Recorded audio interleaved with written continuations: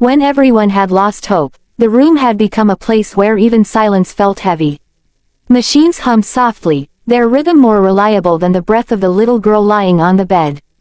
Her eyes were open, but they stared past the ceiling, past the lights, past the people who came and went with forced smiles and rehearsed sympathy. She had learned not to expect anything anymore. Hope had been promised to her too many times and broken just as often.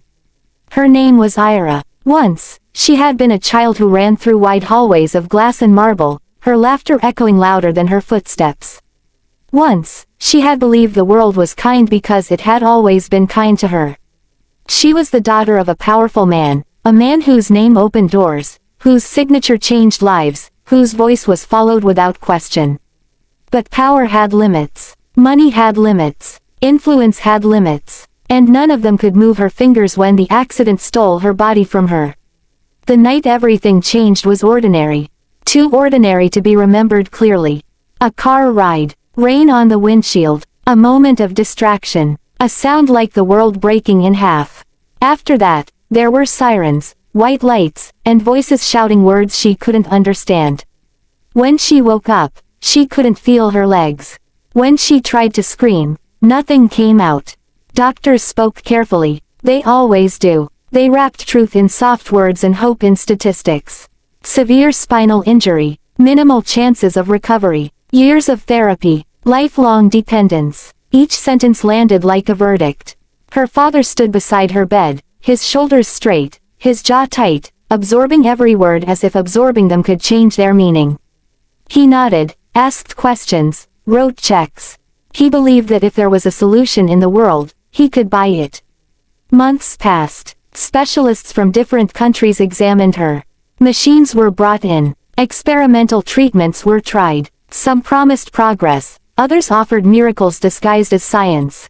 Nothing worked. Her body remained still, silent, unresponsive.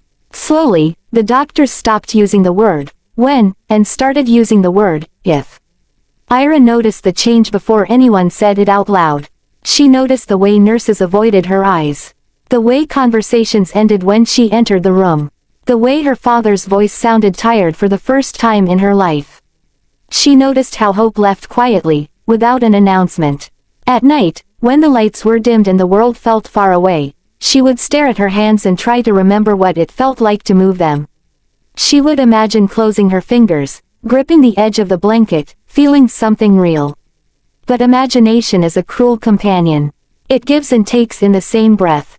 Eventually, she stopped trying. Her father still came every day. He sat beside her, spoke about work, about plans, about the future as if speaking it into existence might make it real. But his words had lost their power. She loved him, but she could feel his desperation, and it scared her. It made her feel like a burden he was carrying instead of a daughter he was holding. One evening, after a particularly long day of tests and disappointment, she asked him a question that had been growing inside her for weeks. "Dad," she said softly, her voice barely louder than the machines around her, "what if this is it?" He froze. For the first time, he didn't answer immediately. His eyes moved away from her face, as if the room suddenly held something more interesting than his daughter's fear. When he spoke, his voice was firm, almost rehearsed. "This is not it," he said. "We will find something, I promise." But promises don't sound the same when they're empty. That night, after he left, Ira cried silently. Tears slid down the sides of her face into the pillow, unnoticed by anyone. She cried not because she was in pain, but because she was tired. Tired of hoping, tired of waiting, tired of being strong for everyone else. The next morning, a new therapist entered her room. He wasn't wearing an expensive suit or carrying a thick file. His clothes were simple, his shoes worn. He introduced himself with a quiet voice and a gentle smile. "I'm Daniel," he said. "I'll be working with you today." She didn't respond. She didn't see the point. There had been many Daniels before him, many therapists with different methods and confident smiles. They all left eventually, taking their optimism with them. Daniel noticed her silence but didn't push.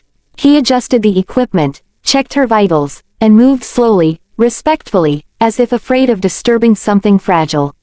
When he spoke again, it wasn't about therapy or exercises. "My daughter loves drawing," he said casually, as if they were old friends. "She says colors make her feel brave." Ira glanced at him briefly, surprised. Therapists didn't usually talk about themselves. They talked about goals and progress and effort. She said nothing, but she listened. "She's 7, he continued. "Lost her mother 2 years ago. It's just the two of us now." There was no self-pity in his voice. Just truth. He began the session, guiding her through small movements, asking her to imagine signals traveling through her body. She had done this before.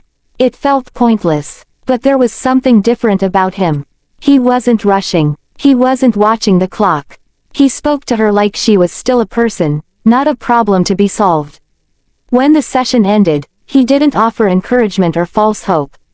He simply said, "I'll see you tomorrow," and meant it. And he did come back. The next day, and the day after that. Over time, Daniel became a constant. He talked about his daughter, about cooking disasters, about how he learned patience the hard way. Sometimes he talked about fear. Sometimes about failure. He never talked about miracles. He never promised results. And strangely, that made Ira trust him more than anyone else. One afternoon, as rain tapped softly against the window, she finally spoke more than a few words. "Why do you keep coming?" she asked. He looked at her for a moment, then smiled gently. "Because someone once kept coming for me," he said. "When I didn't believe I was worth the effort." She didn't ask him to explain. She didn't need to. Weeks passed. There was no sudden change, no dramatic breakthrough. But something inside Ira shifted. She began to look forward to the sessions. She began to imagine movement again, not because she believed it would happen, but because Daniel believed she deserved the chance.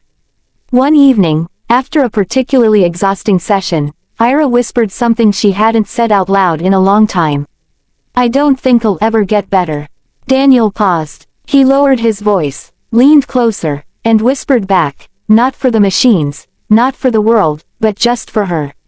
I'll help you anyway." Those words didn't promise recovery. They didn't deny reality. They simply refused to abandon her. Something broke inside her then. Not in a painful way, but in a way that let light in. She cried openly this time, and Daniel didn't look away. From that moment on, the work felt different. It wasn't about walking again or proving doctors wrong. It was about showing up. About trying, even when failure felt guaranteed. Months later, during a routine session, something unexpected happened. Ira felt a flicker, so small she thought she imagined it. A warmth, a whisper of sensation in her fingers.